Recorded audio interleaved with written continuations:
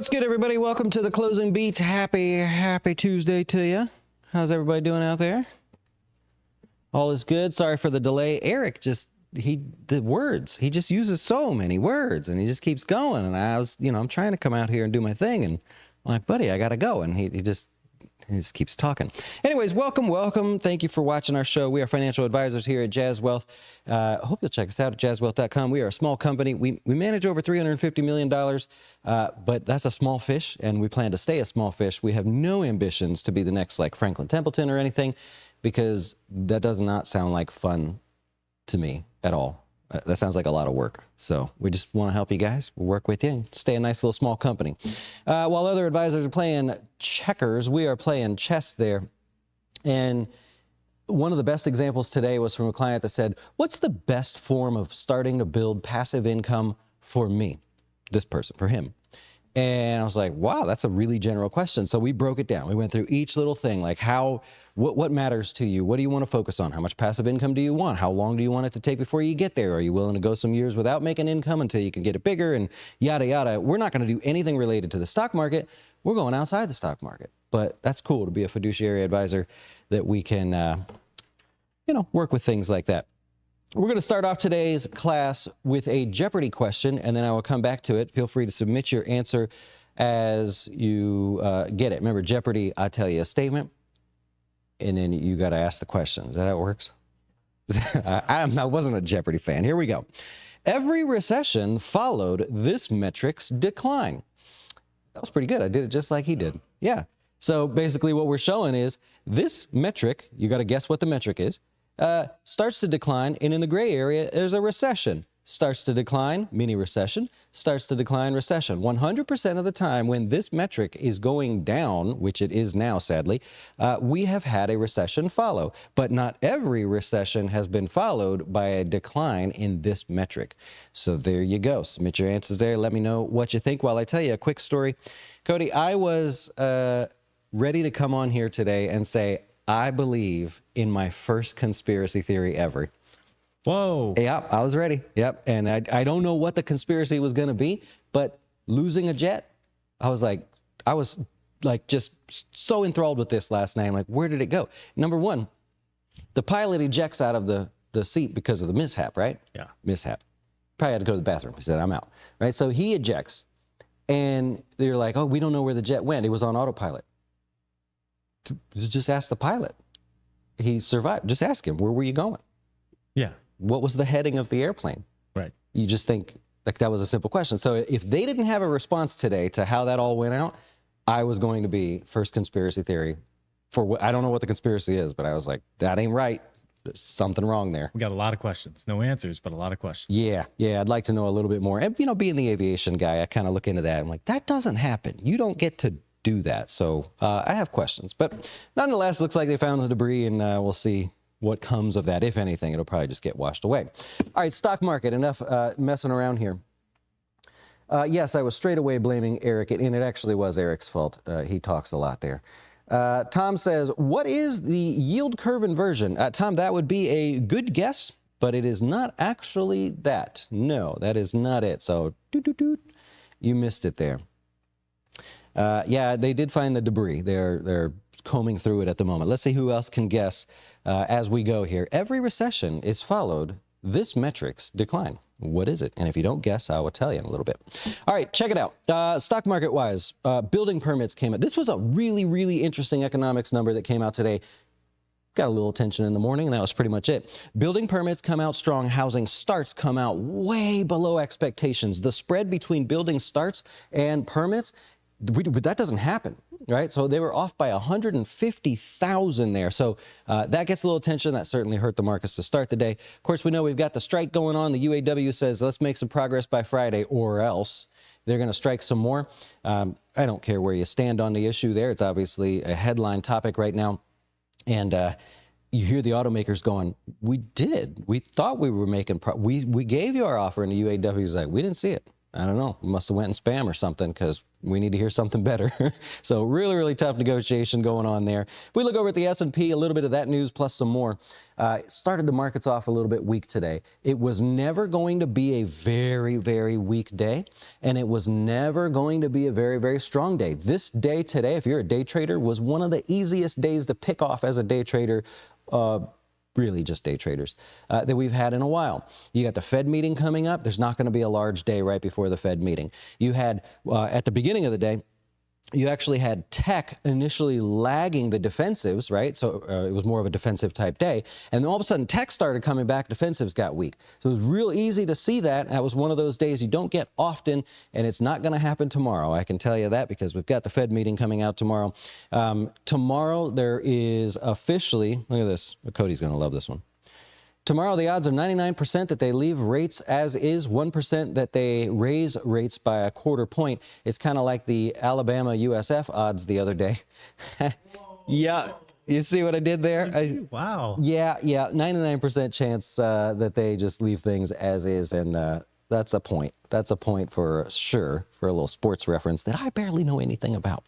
Anyway, so tomorrow is more about what the Fed says about the future and less about what they do and say about right now. That will be the key focus there. I don't know how to really word that. What will they do and what will they be watching? Because tomorrow's pretty much a given there. You know, the Fed funds probability rates now, 99% chance that nothing happens. I don't know who the 1% is that's betting on that other change there, but it's not me. All right, so we talked about the recovery attempt here in the S&P, and we talked about how it was never going to be an up or down day. It was really kind of cool to watch that throughout the day there. If you look around, come on now. There you go. So if you look around, tech attempting to give you a little bit of a bounce after this pullback here, there's a big question. Will this be a higher low? Technical traders love that sort of thing. Or will this be another little fake out and we're brought back down to these prior lows in tech? Remember, as tech goes, so goes the market. So that becomes a bit of a focus. If you look at financials, not much there, right? Hard for financials to have a big down day or big up day right before the Fed meeting. Like this is happening right now, but the announcement tomorrow, that's a really tough one. And you continue to see, if you follow the financials, earnings projections continue to be lowered, right? So one of the tougher areas there going forward. We'll see what happens. Okay, broad market wise, when you have these choppy days, I call it like having puppies in a room, right? And the easiest way to show this is if you look at just 6 stocks in every sector, right? The biggest stocks in each sector. We got basic materials, communication services, and so on and so on and so on, right? Well, if you look at this and you just blur your eyes for a second, it's just a heat map. You can do these on most any site. So if you blur your eyes for a second, does anything look consistent? Or does it look like puppies in a room? Like they're all just all over the place, right? They're not following each other. They're going all scattered around. You're trying to round them back up again, and then they go scattering, and you round them up again and pat them on the head, and then they scatter again, right? That's what you see here, with the exception of maybe the banks. Just a little bit of uniform weakness in the banks, but nothing really to write home about. Elsewhere, you look through basic materials. Okay, some up, some down, the bigger contributors. Look at communication services. Okay, some up, some down. Cyclicals, healthcare, utilities, right? One of those days where if you fell asleep in the middle of the day and woke up drooling on yourself and what happened, right? Nothing. There's a little drop, a little rally, and yeah, that's what we're working with there. So something to keep in mind. The S&P finds itself still up 15% year to date. That's healthy. It's a good, healthy number. Did I actually see over here a second ago somebody pointing out some dojo stats? Oh, there's Craig in there, right? In-phase return of less than 40% over a 5-week period, total 116 times last 20 years. Forward stats, a nice little gain, but only positive 50% of the time. Okay, let's take that, and I'm not going to do it now, but the S&P, when it's up 15% or more in the first, in 8 months, right? I guess you would say 8, almost 9 months there. How often does it then go up another 15%? You're not going to find very much there, right? It's not normal. So if you're asking the market to blast off from here, you kind of already had it, right? And unfortunately, it came in this little window, so there's not much to go on, but you kind of already had that. Add to it the NASDAQ. Even better. It's up just over 30% for the year, right? Just a touch over. What do you think? It's going to be up 60%? Right? Remember when it was up 40% at one point and we're like, okay, well, let's take a look at this. Like how often, if it's up 40%, does it go up another 40 or even 20 more? Once. We found one time, right? So careful there if you're looking for this to be your opportunity where large sums of money get invested tomorrow or whatever, you know, in the next day or two. And you expect a magnificent return out of that. It's probably not in the cards on an index level. Maybe on an individual stock level, different story. All right. Okay. A couple other things to point out. Crude oil finally taking a little bit of a break there, which is good because crude oil has officially decoupled from all the other commodities. Thought this would be fun to share. Metals, energy, precious metals, and livestock, cows and hogs and things like that. So we plot them all on a chart and we see which one does not look like the others.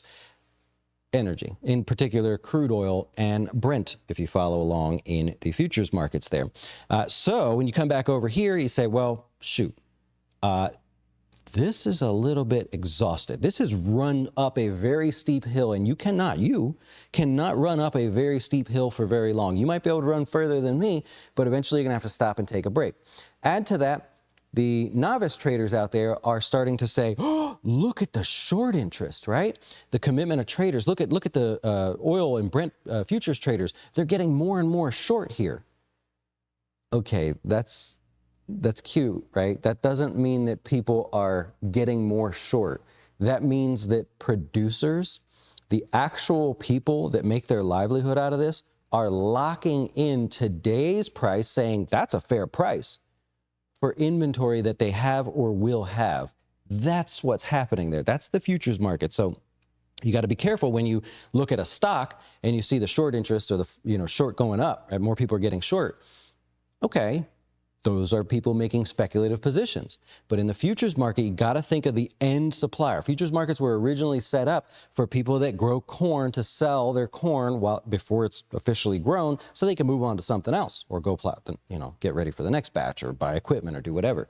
That's what's happening. When you watch the short interest go up in especially oil futures, that's other producers out there, that's other companies going, I'll take $90 a barrel. Sure, let me sell my contracts against the oil that I have or will have. So a little lesson there for you off to the side. All right, we're going on here. Instacart. What is this? 33 makes it like a $15 billion company. Yeah, I don't know what else to say about that. It's not worth 15 billion. Block, or formerly Square, the CEO she's done, actually. She's leaving the company here in 2 weeks, and Jack Dorsey's coming back to take over. Yay! What could possibly go wrong? We also have Stitch Fix in the news there. This was not bad, right? It was from a, how do you say it? From like a sales perspective. Not bad. Everything else, not good. It's not good. They lost more than expected. They said, hey, going forward, it's probably not going to get any better than what you guys are predicting. Just bring the bar down for us. But the stock was still up 12% for that. So then maybe they said something. All right, I didn't catch the conference call or transcripts on that one. Sorry. AutoZone. It was mostly a beat. What did we talk about yesterday? AutoZone tends to be lower on earnings day. It was lower today. I think for a brief moment it turned positive, but basically finished lower on the day, lose about 1.86%. Store sales were up in the United States, 1.7%. Total company store sales up 4.5%. It's not sounding too bad, is it? Gross margins were up a tick, now up to 52.7%. Problem, the commercial side of things. Weak and getting weaker. That's all I got there. Right? I don't know. Everything else seemed to be like, okay, maybe not as bad. Like U.S. store sales, 1.7%. I think they were projecting 2%, most analysts there. Okay, but it's growing. It's not really a reason for a drop, maybe. I don't know. And that's what you have in the news. Oh, no, I'm sorry. You have FedEx. FedEx? Seems like that's a typo. KB Home's going to be reporting earnings, and General Mills, that's about it. Tomorrow, that will get washed away in the afternoon by the Fed, making their rate decision. Now you're caught up to speed on how all of that works. And let's see if anybody had a chance to get the answer to that question. You guys have a lot of questions, I see. Oh, there we go. Let's see. Nope, nobody guessed it. Okay, I'm not going to tell you what the answer is. I'll take your questions now if you have any questions. Otherwise, got to get back to work. You know what I mean? What is the yield curve inversion? No, that is not the answer. Yield curve inversion, the 2s versus 10s are a great indicator for recessions, but not 100% of the time. Not exactly 100% of the time. If you let it go far enough from the time that it inverted, like I think the average is 215 days. We're beyond that, by the way. If you let it go a little bit further, you can say 100% of the time, but that's not the one. It's that one thing right there. Yep. Tandra tuning in live after a long time. Welcome back, Tandra. Cool. What is the leading economic index? No, that is not the answer. Life is Good says, please talk about Enphase and their 4 million share buyback and how it only regret it. Oh, you the Enphase, you fired up? I saw some people commenting about that.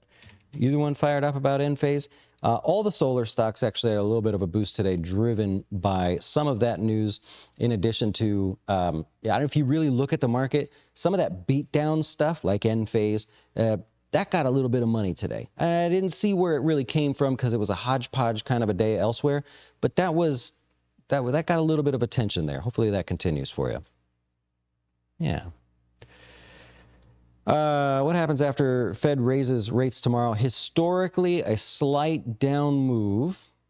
Did I put that in here for you? I did not. I'm sorry. I might have deleted it accidentally. Historically, a slight down day with old Jerome Powell at the helm there. Does the SEC fine for options instruction versus investment advice? You can give investment advice. There's no like fine for giving investment advice generally to the public, provided that it is not specifically like focused on a segment of risk. You can't say like specifically buy that stock right now, right? Because I don't know if you have $1 in your account and you're on your last dollar or you're filthy rich. You can get fined for sharing hypothetical performance. I don't know why you would do that as an advisor, but there were a group of 10 advisors, companies, just got fined a healthy amount of money, man. So you will never see me share hypothetical performance. There you go. You are the Enphase hype right there. Do you work for them or something? Based on your chart in the beginning, based on the history, it looks like the market may drop a little bit more before recovering. Well, historically, this time of September, yeah, you can make that argument. The Fed tomorrow, remember, is a one-day sort of event. So the action that you have there doesn't usually have a bearing on like the next 2 weeks of action. But it will be a pretty exciting day, I would think. Tom, what is foreclosure or late payments? No, sadly, that is not the answer. Nope. Yeah. What week would be the best to take a vacation and swing trade? And what week would be the best to take a vacation and swing trade and sell puts? What has the most volatility? Well, so there's a difference. What are we asking about here? Because if you're saying when is the most amount of volatility in the market, that's day number 1 of the year, whatever the first day of the year is. So maybe you would use that as your week, the first week of the year. If you're asking about a particular stock, I don't know. I'd have to look at the stock. What's going on with Disney, man? They're working on things. You know what I mean? Like, that's the beauty of the stock market, right? I can give Disney a little grief and none of you will hate me for it. I could have an opinion on it and say, man, that's horrible. The streaming didn't work out or it's not working out. They need to focus more on parks. And, oh, wouldn't you know, they decided to do that today. And we can get along. Why? It always bothered me about politics. Like, why can't we talk politics and still get along? It's like we hate each other for that. But yeah, I would pick on Disney here for you. That would be a little frustrating. The rally attempts over the last couple months, like smackdown, you know, not even a glimmer of hope for the bulls there, at least to try to get a sustainable rally. Get your dough straight. Pandemonium says, what is on-time mortgage payments? No, I'm sorry. That is not correct. I have shared this answer numerous times on the show, too, and especially with clients there in the wine and wealth. But no, I'm sorry. That is not the answer. You have to keep guessing. I love it. Well, good. This is going to be a thing. Or we're going to do like a Jeopardy thing. I won't have something all the time, but, you know. I was going to say, you should, we'll post the answer on like Twitter or something. You know, we'll promote our other socials. Okay. Is that a thing? That's a good idea. And makes people go with the, see? Yeah. See? Somebody's thinking around here. I don't pay attention to that stuff, I guess. I love it. All right. Well, I'll wrap it up there. You guys did not guess it today. We can try again tomorrow. Give you a hint. It has something to do with what happened today. But we will see what you think tomorrow. Okay, I got to get back to work. Appreciate you guys watching and hanging out with me here for a little bit. We will be back tomorrow. Fed Day, all the excitement, ready to roll with that. Thank you for being here, and see you then. At Jazz Wealth, we treat you like family. That was going to be our slogan, but the employees here took it a little too seriously. You bought what? That wasn't in the plan that I built for you. Oh, quit crying. Don't spend one more dollar. I'm gonna start calling you Sylvester because you sound like a real... Tú siempre estás llorando como un bebé, llorancito. I'm not mad. I'm just disappointed. That's how you get your identity stolen. We decided to go with let our family be your family's advisor.